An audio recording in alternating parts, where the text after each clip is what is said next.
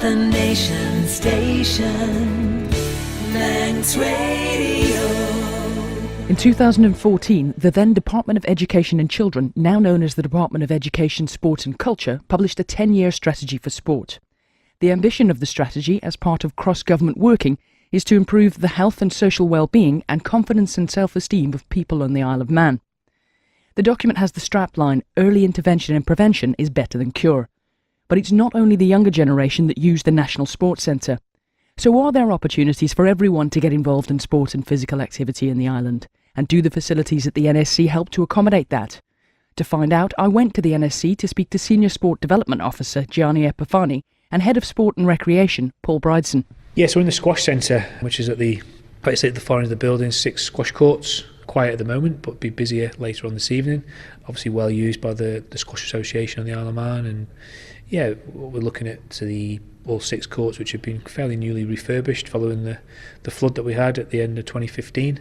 The only squash courts that we've kind of got on the island at the moment, so yeah, they're kind of well used and they're an important part of our facility. That's quite something, that they're the only squash courts that people can actually use. I mean, they must get quite a lot of use then. They do, yeah. I mean, as Paul said, from about 4 o'clock onwards, people finishing work will come down, there's league matches on. Even before work now, there's early sessions, so you can have a game of squash before work as well. And then if you come down on the Saturday from lunchtime, there's junior sessions throughout the afternoon. That's a way of getting some younger players into the sport. And then I think on a Saturday evening they have squad sessions for Ireland players. So there's quite a clear pathway from playing squash as a young player to playing into the leagues and potentially playing for the Isle of Man as well. Because that's one thing this facility does offer, is young people the chance to work their way up, if you like, because there's all sorts of facilities here. Yeah, no, it has to basically be all things to all people on the Isle of Man. So a facility like this isn't just for elite athletes, it's for young children, it's for adults, it's for good sports people with potential to be elite, it's for the elderly, the ageing population, for people with poor health, for people with disabilities. We kind of cover all different groups in society, and the key core philosophy of the use of the facility is very much based around that. So, you know, even today we've got, you know, some older people in using the bowls facility, we've got some people who've been referred by a GP, who've got poor health, doing a cycling, spinning class. If we go up to the gym, you'll see an extension of that in terms of that type of person. You know, we'll have sports clubs coming in this evening who've got young children involved in the very beginnings of their kind of sporting life, if you like.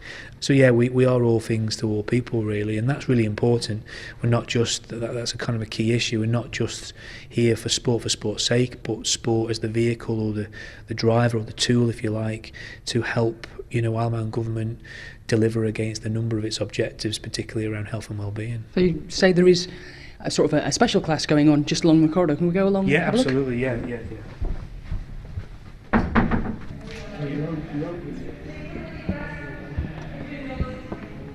So this isn't necessarily what people would expect to see in a sports centre, certainly not in days gone by. No, the session we're looking at now is gentle spin. Spin is a popular activity across all sports centres, but this specific one here, as you can see, individuals with different levels of fitness. Some may be coming back from illness, some may be referred from the GPs for various reasons. So it's a safe environment. You can control how hard or easy that you're working, and you also, when you're sitting on a bike, you can have various knee and joint problems, and you can still get an exercise session as well. So it's ideal for the people that you're looking at now. It just gives them it's a platform to try and improve their health. What we find is the more active that we can get people, they start to get the health benefits, but also it's the social benefits of meeting people as well, and this improves the general well-being. So there definitely is a link between more increased activity levels and improved well-being, which you can see in front of you. And the notion of social inclusion and doing away with isolation as well, or removing that sense of isolation from people. Yeah, I mean, the key to the success of this group is they come down, they meet, either they can meet a friend, or for a lot of them, they meet new friends. if you've lost partners or if maybe you had to retire from work early because of ill health. It's a way of coming down and feeling part of something and feeling part of a group. And obviously a lot of people now are going to have a tea and coffee in the cafe and obviously look at the social part of it as well. So it's much more than just an exercise session? Of course it is, yeah, of course it is. The exercise is important, but it's everything else that goes with it. But it's definitely the well-being bit. The link between increased physical activity and improved well-being is a very strong one. So this is another sport which is very popular on the island. Yeah, obviously indoor bowls. We're in the bowls hall. Clearly when we're coming into the winter months now, and so it's a popular outdoor sport as well throughout the time when the Isle of Man does experience some decent weather. But unfortunately October for the next 6 months, that's probably highly unlikely. This is well used by, as you can see today, what we would call is the more senior people in the age category in society, and really important, as Gianni's just touched on before, about for them to come out and meet different people, for something to do, the retired, and the NSC lends itself very well in the daytime to that kind of group of people. It's fairly quiet because people are at work or children are at school. It's another kind of well-used facility by a group in society that actually we want to encourage them to participate more and more in, whether that be bowls or whether that be any other sports activity, because research would say, or evidence would indicate, that the more active and the older generation are, the less likely they're going to end up in a doctor's surgery or in a hospital for their own sort of physical and mental well-being. So there's several people here playing now, and it'll be even busier this evening. And it is the kind of facility that people during the winter months, like you say, where it's not possible to play outside, that will bring people from all over the island, because it's a sport that people will generally during the summer months play within their own area in the island. Yeah, I mean, I think I mentioned it a bit earlier. On the Isle of Man, we're never far away from a Crown Green Bowls club. In some regions there's a couple of clubs, so those players can continue to play the game in the winter months. They come into here, so it's ideal during the winter. And although it's sort of recognised as an older person's game, you can come down here in the evenings. There's a lot of young people as well. So that perception is going a little bit. It cuts across all ages, and it just offers something a bit different, really. Although it's quite quiet in here, it's still quite a social game as well. After you. And you were saying earlier, a lot of this is quite new because of the flooding. Yeah, so we're in the corridor now of the kind of main building, and unfortunately back in 2015. We obviously had a significant flood which wiped out all our dry side sports facilities, and in fact water kind of flowed through here up around your knee level. So all brand new, refurbished, all lockers, changing rooms, carpets, fixtures, fittings, the whole thing had to be completely redone. All the sports halls, all the squash courts, the bowls hall, a real extensive refurbishment, and the centre was out of action for around about 8 or 9 months whilst all that work kind of took place. So in some respects the building was kind of 20 years old, or coming up to being 20 years old, and so you could argue we were slightly fortunate. You could argue that it we had the opportunity then to refurbish it and bring it back up to date, if you like. It did provide us with obviously a multitude of problems during that closure, because all our hirers and all the people who would normally use those facilities kind of had nowhere to participate in their sports clubs. So that did prove a bit tricky, but we were fortunate obviously to kind of get into the schools and get extended community usage of sports clubs and organisations using those facilities whilst we put this one back together again. I suppose it must have been quite a wrench when that happened, but one thing that would have come out of it is it would illustrate to people just how much use this facility actually gets. Hugely. It was a devastating blow to not just the people who kind of work here, but the people who use the centre on a regular basis. I think it took quite a few days, maybe even weeks, for it to kind of just sink in just how big a deal it was. So, but we quickly kind of went about the action plan to kind of get it back working again. We made improvements. We consulted with the governing bodies who and the public and the customers who use it regularly. We made improvements. We made changes, and that process is kind of come to fruition the sort of summer autumn of 2016. And since that time, we've been back operational and really, really busy, and lots of use by lots of different groups in society that I touched on before. The flooding, it was what's seen as a fairly exceptional event. We've had weather this year which has been dry and has sort of been called a once in a generation event, but Are there any measures in place to stop the sort of flooding that there was happening again? Because of its position, it's got to be a possibility. Yeah, so it would have been remiss of us not to consider the contingency plan around. We've spent millions of pounds on refurbishing the facility. We needed to make sure we could protect the building from that future potential flooding. So there are around the outsides of the buildings a series of flood measures and flood gates. We have sensors in the river that set off an alarm to identify that actually the water level is rising and we've now got a potential flood threat. We've got a series of barriers and gates that are watertight, so they basically waterproof the outside of the building. So effectively, if the water did spill out over the river, it couldn't actually come into the building. Now, we've not tested that properly because we've not had a flood since, but we've done localized testing and it's proved successful. So yeah, if and hopefully it won't happen again, that kind of situation does occur, or we're well kind of ready to deal with it and to prevent the kind of damage that was caused back at the end of 2015.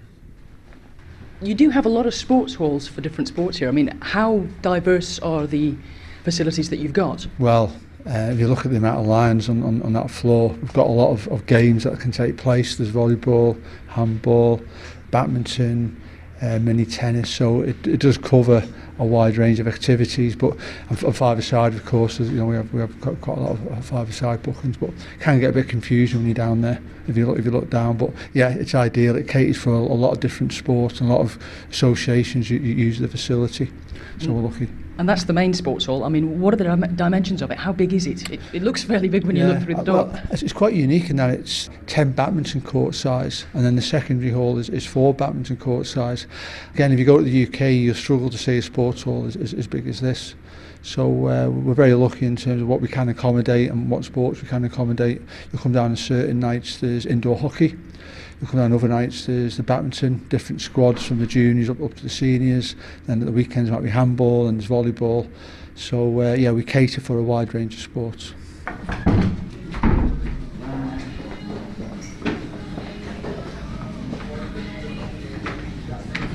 So we've seen a couple of areas which were quite sedate, if you like, and it was all gentle activity. This is a much busier, more active area. Yeah, so we're in the fitness zone now in the gym. Yeah, clearly, we have a range of weights machines, resistant weight machines, cardiovascular equipment. A little bit, like I say, we've increased the tempo a little bit. I think what's important to kind of point out is the type of person or the type of kind of customer that we try and we feel that the facility is placing in the market, if you like, and it's not what we would call your classic fitness freak or lycra clad sort of individual. It's more around that sort of target group around people with disabilities, people who've been referred because they've got poor health or not doing enough physical activity from the doctor. Again, the more slightly elderly population.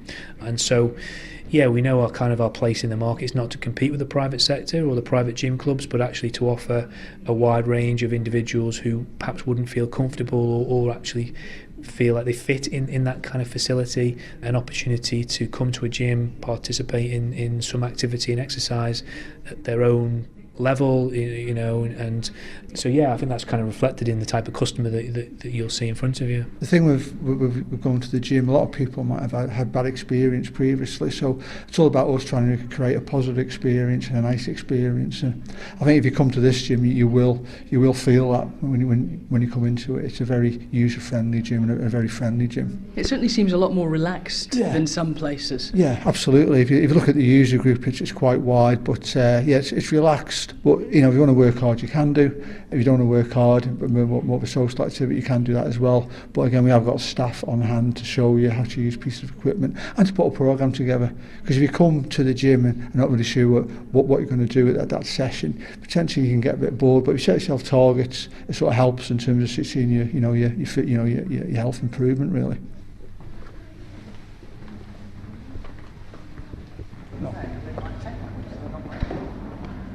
So we've come back out of the main area where the sports halls are and the facilities are.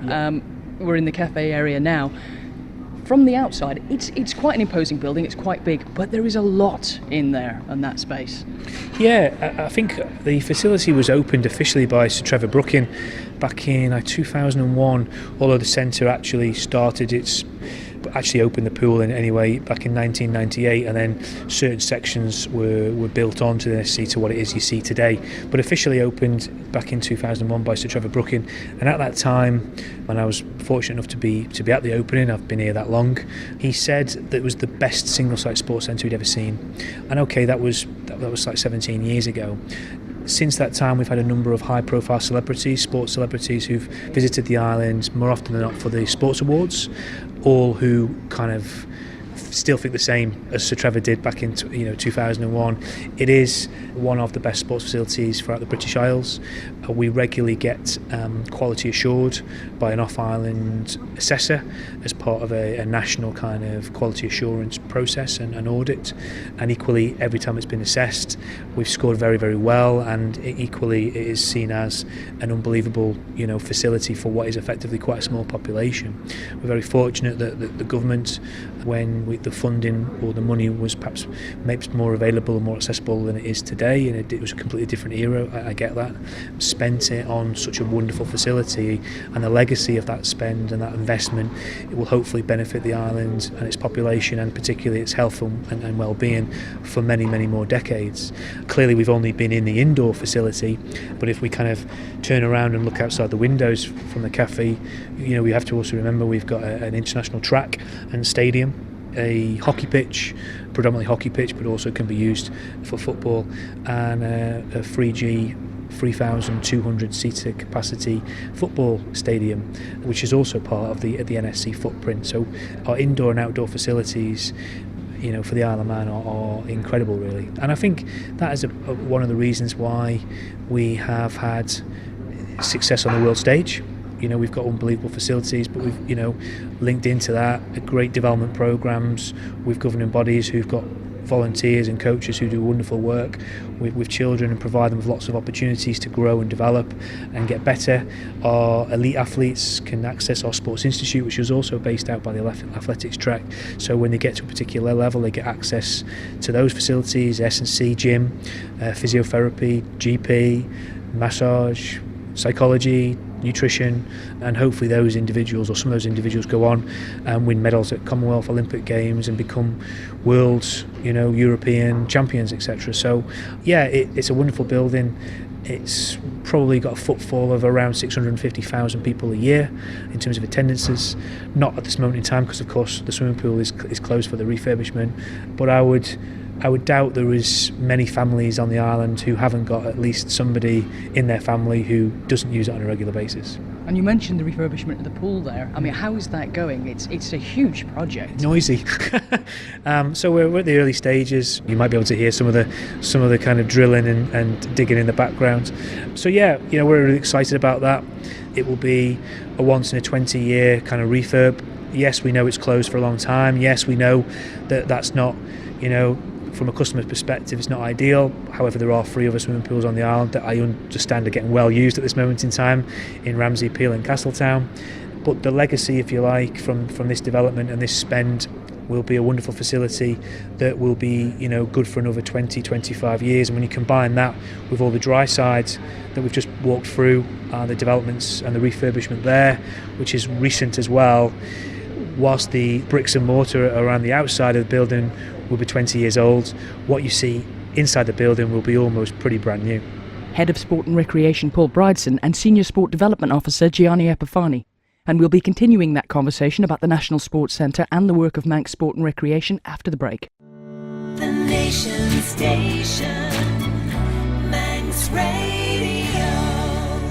On this week's programme, we're in conversation with Head of Sport and Recreation Paul Bridson and Senior Sport Development Officer Gianni Epifani about the opportunities to get involved in physical activity in the Isle of Man and the facilities at the National Sports Centre.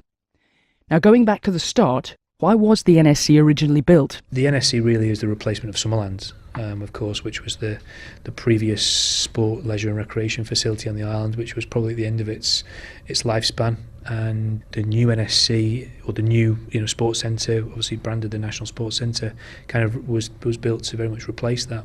I think one of the catalysts for it was the Island Games in 2001, which the Isle of Man hosted.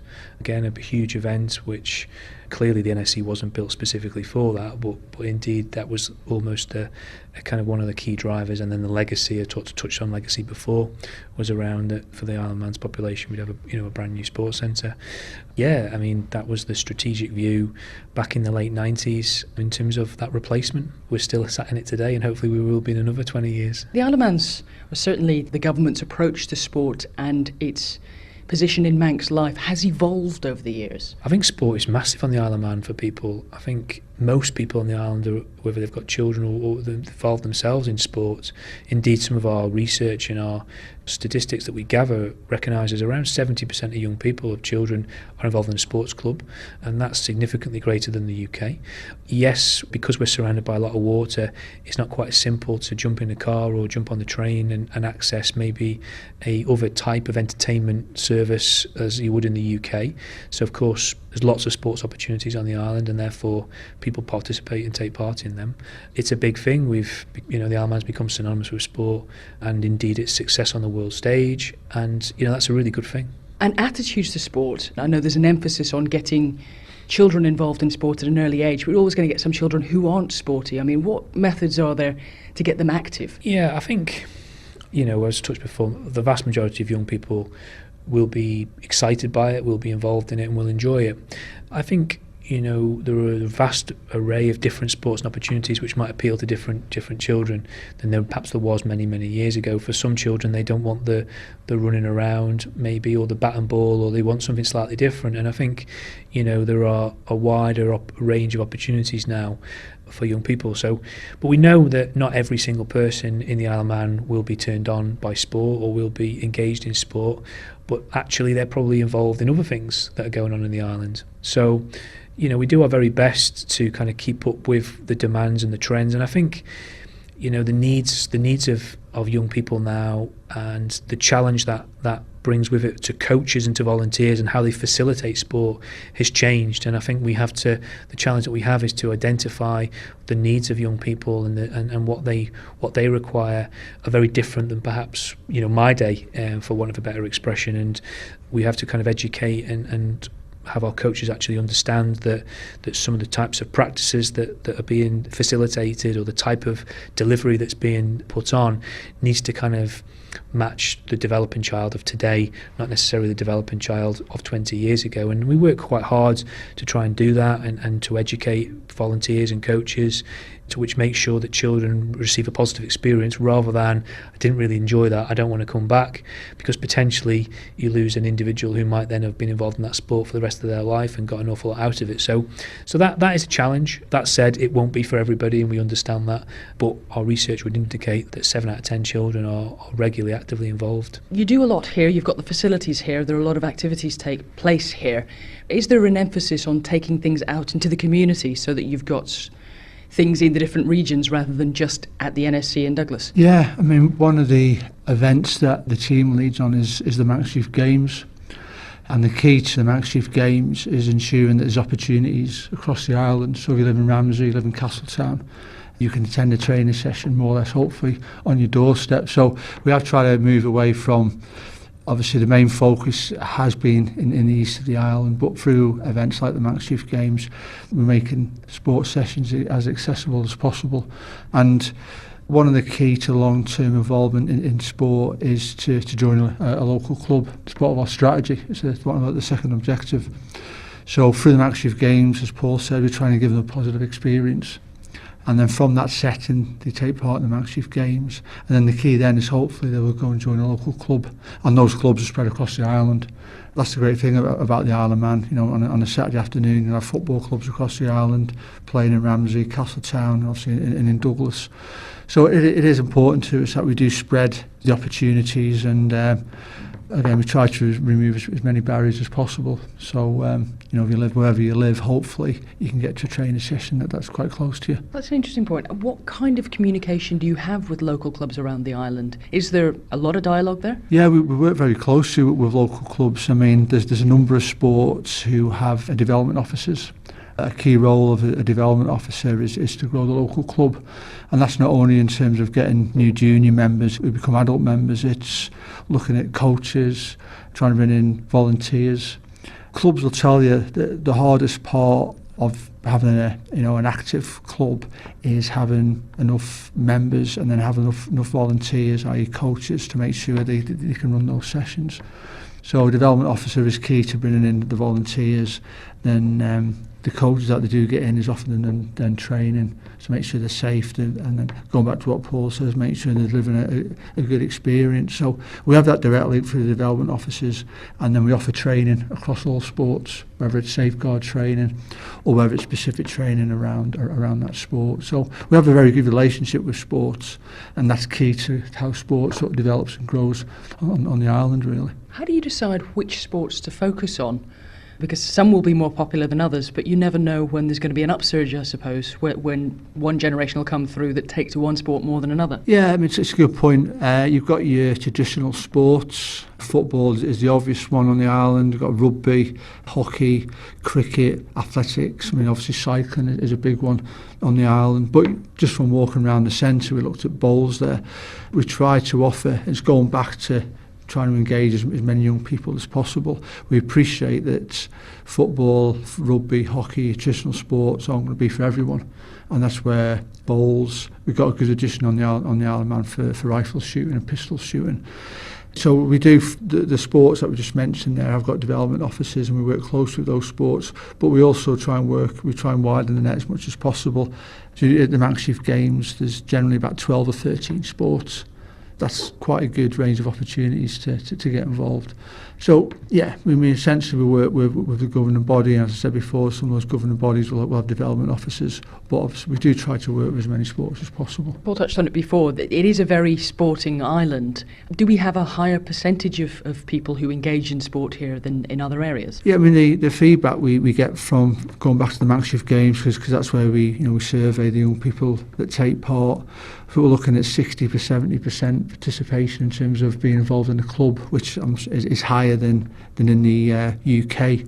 But it's important that we don't rest on our laurels, really. We've got to continue to do what we do in terms of the programmes that we run, and be conscious that it is getting the environment to get young people more active is getting more challenging. I mean, going back to 15, 20 years ago, there wasn't any mobile phones. A lot of young people now play the game electronically, not with their hands or with their feet. So it is getting more of a challenging environment. So we've got to continue to look at be smart and how we look at still making sure there's lots of opportunities for young people to get active.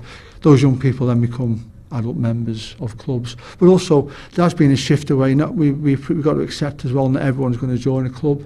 So that's where the centre's important, and other facilities around the island, that people can just turn up and play sport for fun, or just do it on a social level as well. So that's got to be that aspect, but can't get away from it. It's very important that we continue to work closely with the clubs and the community as well. And if people start with sport at an early age, do they tend to take it with them through into adulthood? Yeah, it's not a done deal, but if you start at a young age and you have the right experiences, you have the right coaching, in some ways you don't play too much sport. You tend to find if someone is good at sport, they tend to be good at a lot of sports, and they can burn themselves out. So it's important that sports have got a role to play there to nurture young people to become senior athletes or to become senior players. But once they get into that club environment, which I've mentioned before, hopefully that's going to take them into playing sport the weekends, playing on a regular basis. And then sometimes they'll become coaches, they'll become your officials. So for me, getting involved in a club environment is still one of the best ways of staying involved in sport for life. And in terms of the cost of a facility like this, there must be a lot of maintenance involved. Obviously, the outlay for it, the capital cost of it would be covered from the capital programme initially, and any major refurbishments would come from that as well, presumably. But day to day, there must be a lot of maintenance and upkeep in a place like this. Yeah, I mean, clearly it's a very well used building that's open from 7 in the morning till 10 o'clock at night, 7 days a week, 361 days a year. So it's very well used, and as a result things will always need replacing, repairing, and that kind of thing. I think the kind of cost scenario is an interesting one because yes, there's a cost to the taxpayer.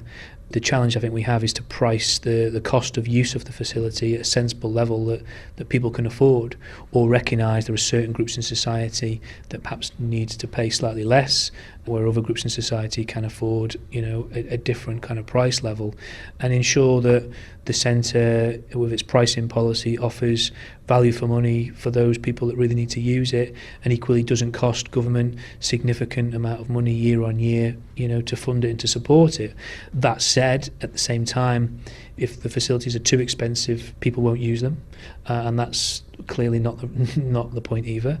So it's important that we keep that price at a level which is affordable and is good value, and equally brings the subsidy down to the cost of the taxpayer. With that in mind, recognising that the investment or the subsidy that the government and the taxpayer provides to deliver a facility, and the programmes and the services and the activities that happen in here, is an investment in people's health and well-being. And actually, you know, if we can keep more people out of the doctor's surgery, more people out of hospital, more people, you know, not taking medication, more people not having surgery, those costs could potentially be you know, saved from the health service, you know, in the future. And who knows, you know, I know that the health service have some challenging budget issues to deal with, and you know, that's something that's really hard for them to deliver against, and I have a huge amount of empathy for that. But if it wasn't for some of the services and the facilities that we deliver and provide, it might be even worse. So, you know, our strategy is around early intervention, and prevention is better than cure. And if we can make sure that we get certainly today's generation more active, more healthy, more involved in physical activity and sport, then anecdotally we know, whilst it's very, very difficult to put a pound sign on that there will be a cost saving to government in the longer term. And of course, physical inactivity and obesity are probably the two biggest threats to the Western world in terms of health budgets. The number of people who are falling into type 2 diabetes because they're overweight, the number of people who have got obesity, the amount that costs in terms of, from the health perspective, is huge. Sport and physical activity, it can be a cheap way of tackling some of those issues. And indeed, you know, we've seen numerous customers who've come through the doors for the very first time with some significant health challenges and some significant health problems, both physical and mental, who've completely turned their lives around as a result of this facility and the staff who work in this facility, how, you know, they engage with those people. And we've had many letters and many bits of feedback to say, you know, it's completely changed my life. I'm off medication. I now don't need that operation. I'm now back in work, etc., etc. So when you add all that together, I think what that's worth in terms of pounds is far outweighs what it costs the taxpayer to kind of run each year. The strategy you mentioned, that's a 10-year strategy. It is, yeah. 4 years into it now. Yeah. It involves a lot of, I suppose, cross-departmental working as well. Yeah. It's joined up thinking, I suppose. Is that going smoothly? There have been lots of changes within government along the way? Yeah, I think it is. I mean, it can always be better, of course. We can always do more, but we're working hard to make sure that we deliver against the things that we said we would try and do. And I mean, in particular, we're working very close with doctors and GPs and physiotherapists from the health service. We've got a very close relationship with the mental health part of the Department of Health and Social Care. There are, I think, nearly 1,000 people being referred a year through one of those schemes into our programmes. So, you know, that's going very well. In terms of cross-working within our own department, in terms of education, sport and culture, we're doing an awful lot of work with teachers to improve their own health and well-being, to ensure that they can stay in the classroom and not be off ill, and then they have a better kind of work-life balance, because clearly that will have a benefit to the children that they teach. So, you know, there's a lot of work going on there. We certainly work with young people who have disabilities. We have a specific disability team, and indeed, you know, from the third sector in terms of those disability organisations, the centre is a hub, if you like, of activity for those groups in society. We're starting to look at from employees in other government departments who could benefit from doing more kind of physical activity to ensure that the employee absence, if you like, within Isle of Man government is reduced. And of course, if we can, you know, less absence of staff working for government is a good thing. And and so we can use sport and physical activity to reverse some of those trends. We're in a good place, and I think where other government departments recognise that actually sport and the work of Manx Sport and Recreation can only benefit some of their own objectives as well. So yeah, I'm quite quietly confident where we're at currently, we're also acknowledging that we've still got some way to go. Ultimately, what's your target? What's your aim? Well, I think, I touched on it before, is kind of more people, more active, more often. So it's to increase the number of people participating and using our facilities and our services year on year. And we're just shy of 1 million attendances across all our services last year. So not just at the NSC, but all the stuff that we do out in the community, out away from the NSC as well. So, short term or short to medium term is to break that 1 million barrier in terms of attendance, which would indicate that people are being more active more often. I think we need to continue to produce a conveyor belt of international athletes that can deliver on the world stage. So, that's quite critical to us.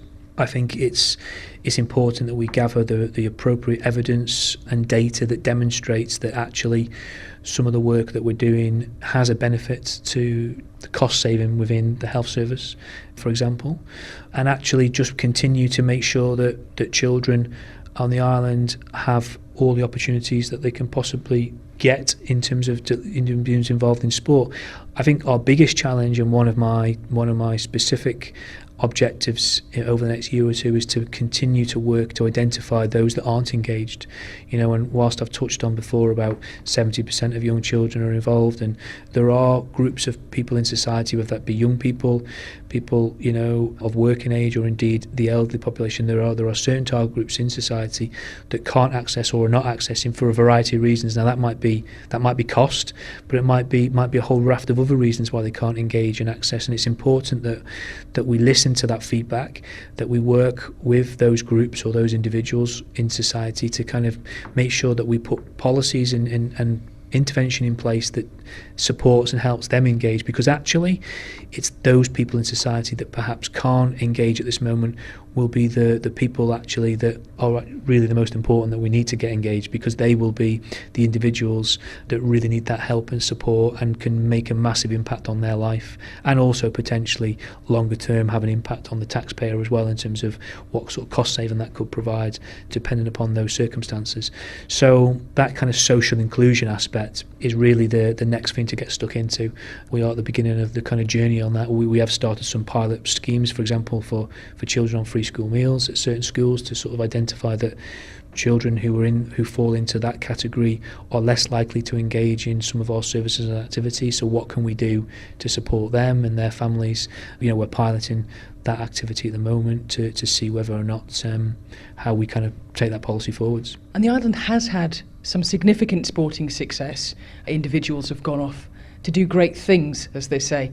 How much, I know you've got the elite centre, how much focus is there on that compared to the, I suppose, integration and well-being element? I think they're equally as important. It'd be wrong of me to sit here and say one is more important than another. They're both equally important in their own right. And if we can get another Mark Cavendish or another Tim Neal winning medals, the Isle of Man's name, the Isle of Man flag on national TV, newspapers, media, that kind of coverage is worth to the Isle of Man a significant amount of money. I know there's a formula out there that says for every time the Isle of Man is on the TV, Mark Cavendish has been an incredible ambassador for the Isle of Man and has done unbelievable things. Then you could perhaps once in a lifetime, once in a generation kind of elite sports person.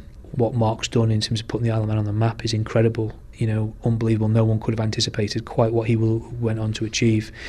What we've got to try and find now is the next Mark Cavendish, because Mark, will be coming towards the end or the twilight of his career. And how do we make sure that the Isle of Man continues to deliver success on the world stage? How do we continue to have athletes representing Great Britain at the Olympics, but win Commonwealth Games medals, win World Championships? Because we know that to the economy that's of a real benefit. And indeed, one of our strategic objectives is very much to kind of work to achieve that. At the same time, another of our strategic objectives is to deliver against the health and well-being. And so they are both of the same importance. You know, we continue to kind of do what we can to make sure we deliver against both of them rather than prioritise one against the other. And it does sound like a bit of a hearts and minds campaign to get people involved in sports. I mean, in days gone by, it may be a case of people at school were forced to take part in certain sports, as you mentioned before, could be put off it entirely. Now it seems to be more of a softer approach to get people involved in activity rather than necessarily sport. Yeah, I think for some people, you mentioned the word sport, and it conjures up negative things, which is unfortunate, where those negativities have come from, various areas where that negativity may have come from. So I suppose it's our role to ensure that when a young person, or indeed a person who's a bit older, when they do come and experience sport, it is an environment where they feel safe in, they feel comfortable in. And I think the word is very important is fun, really, because if it's fun, you're going to come back the following week and continue. Unfortunately, maybe go back to mine and Paul's time, the way you got involved in sport was very much you play a game, you play a fixture, especially in school sport. And if you're not in that environment, potentially you felt like you were left out, really. So I think it's important that we offer young people as many activities as possible, which is one thing, but then it's also making sure they have a good experience as well. Because that first experience, if it's a poor one or a bad one, potentially then we might see them 20, 30 years later turn up on our doorstep on one of the referral schemes. So yeah, it's important that we try and make sure that first experience is a good one. And that's when I went back to, we talked about making sure coaches have got the relevant training. So we offer, obviously, coaching opportunities, safeguarding, so the governance in terms of being a safe experience. It's always work in progress. It's never a job done. It's always something that is evolving, and to make sure that we continue to offer these opportunities. Because there was a time when, certainly for younger people or children, if you tried something and you weren't good at it, you were almost excluded from it, rather than being included and nurtured in any way. Yeah, unfortunately, yeah, that was the case. It's not as bad as it used to be, and Paul's mentioned a few schemes that we offer. We also offer another programme or another event called the Community Games, which targets young people's school year 7, so going into their teenage years. And again, the students that we offer the day to are students that aren't a member of a club, maybe on attending PE at school as regularly as they should be, definitely not a member of an Ireland squad. So a couple of years ago I went and spoke to these students who weren't engaging in sport and asked them the reasons why. A lot of them felt like they were being left out because they weren't being included in these teams and these squads. So the community games, again, this year we had 12, 13, 14 sports, from traditional sports to rifle shooting to skateboarding, was for those group of students who aren't regular members of community sport or engaging in sport. Because if we don't get them now, potentially we won't get them at all. Or arguably it could be too late anyway, but it's just giving them that experience that maybe they've not had, that could entice them then to get involved in regular sport. Even if they don't go and join a club, just recognising that sport and being active can be a good thing. Now, you've touched on it earlier. I mean, your role is to try and encourage people to get involved in sport, but you can't run every session yourself. There must be an awful lot of people around the island who are involved in a coaching level, in an organisational level around the island. Yeah, I mean, without volunteers, sport wouldn't operate like we recognise sport. Club sessions across a lot of sports taking place which are delivered by volunteers. So initially they're putting the time in on a weekly basis to deliver that session, but also they have to attend coaching sessions, their own training, so to become a coach, so there's time investment there, CPD to maintain their coaching qualifications.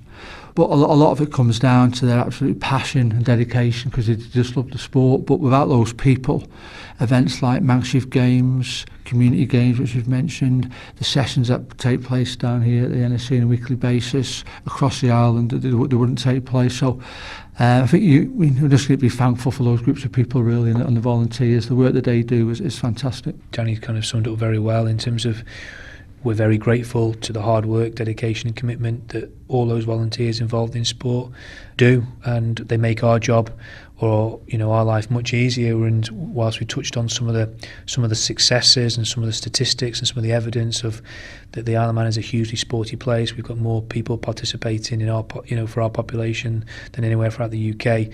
That's not as a result of the work I've done or the work Gianni's done. That's as a result of the hard work of the volunteers, the people who give up their time, come out in all weathers, deal with all the administrative issues that they have to deal with, support, nurture, develop children to become tomorrow's adults with the values, not just in sport, but in terms of life, the life skills that they help them develop.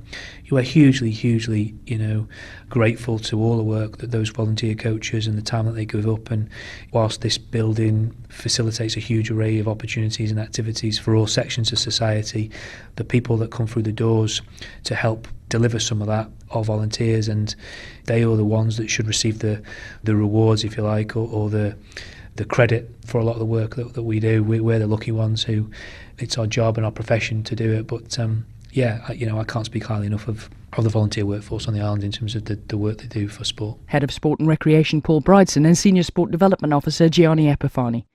That's it for this week's programme. We'll be back at the same time next week, but for now, have a very good afternoon.